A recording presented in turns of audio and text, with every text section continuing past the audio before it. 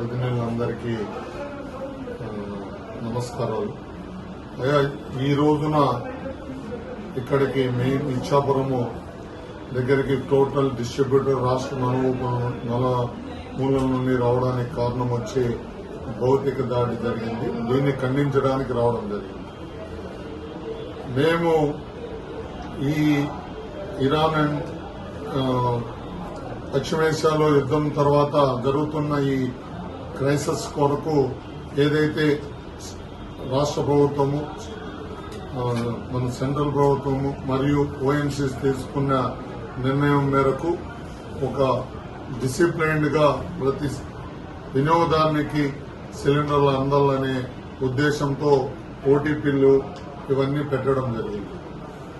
దీంట్లో ఓటీపీ ఏదైతే చెప్తారో జినైన్ అయితేనే దాన్ని మనం సిలిండర్ ఇవ్వగలం. ఈ పరిస్థితుల్లో ఇక్కడ ఇచ్చాపురం బార్డర్ కాబట్టి కొన్ని సమస్యల వల్ల అందరికి కూడా ఓటీపీలు రాని పరిస్థితి కనిపిస్తోంది. బయట కూడా నేను మాట్లాడినప్పుడు నేను ఈ విషయంగా గవర్నమెంట్ కు మరియు ఓఎన్సీ వాళ్ళని కూడా కోరుకుంటున్నా, కనీసం 70-75% ఓటీపీలు తీసుకోండి. మిగతా వాటిని మన డీజీసీ బుక్లు గాని వాళ్ళ దగ్గర లెటర్ తీసుకోవడం గాని వాళ్ళ ఫోన్ నెంబర్ తీసుకొనైనా బుకింగ్ చేసే విధంగా ఒక ఆస్కారం కలిగిస్తే బాగుంటుందని నేను విన్నవించుకుంటాను.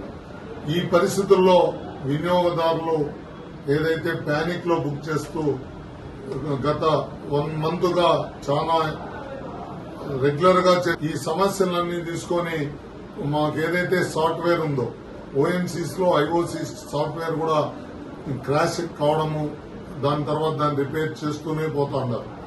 ఈ పరిస్థితుల్లో మాకు ఓటీపీలు కూడా కరెక్ట్ గా అందరికీ రాకుండా పోవడం, ఇవన్నీ కారణాలు ఉన్నాయి.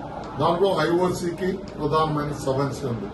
దీంట్లో ఈ దాడులు ఎక్కడ జరిగినా ఐఓసీ డెలివరీ బాయ్స్ మీద గాని ఆఫీస్ స్టాఫ్ మీద గాని రాష్ట్ర వ్యాప్తంగా తుదికి ఇక్కడున్న ఎవరైతే డిస్ట్రిబ్యూటర్ ఉన్నారో అంతవరకు కూడా దాడి చేయడం, భౌతిక దాడి చేయడం హేయమైన చర్యగా భావించి మేము దాన్ని ఖండించి అతనికి మద్దతు ఇవ్వడానికి రాష్ట్ర వ్యాప్తంగా ఇక్కడ రావడం జరిగింది.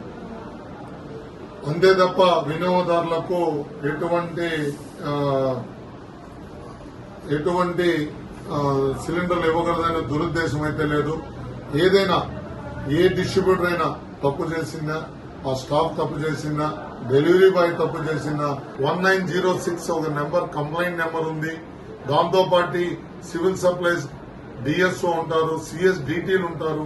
దాని తర్వాత జేసీ గారు సివిల్ సప్లైస్ కమిషన్ దగ్గర నుండి జేసీల దగ్గర నుండి సిఎస్డిటీల వరకు ప్రతి ఒక్కరు ఏదైతే ఓఎంసీ రూల్స్ పెట్టారో దాని ప్రకారమే మేము నడుచుకుంటాం. దీని నుంచి